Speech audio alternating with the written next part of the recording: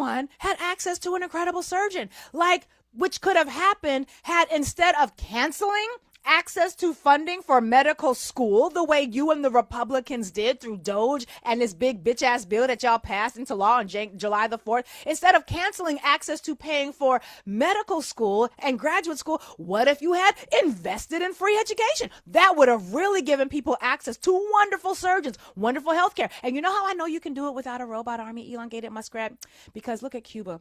Cuba, which has been dealing with an economic embargo that the Americans have imposed ever since Fidel Castro did what that man had to do.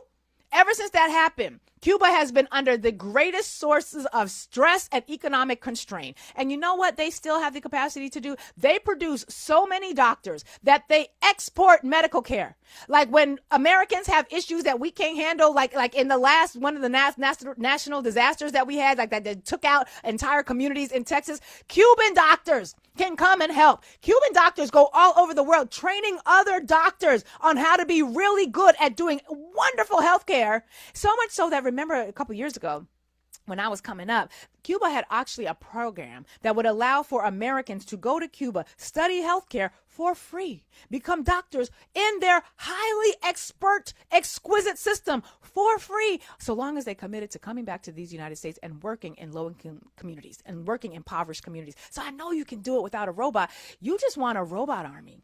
Just say you want a robot army. Don't be doing all this shit talking about how you're going to do all this for humanity. We see what you do to humanity. You don't like humans. I don't even think you like yourself.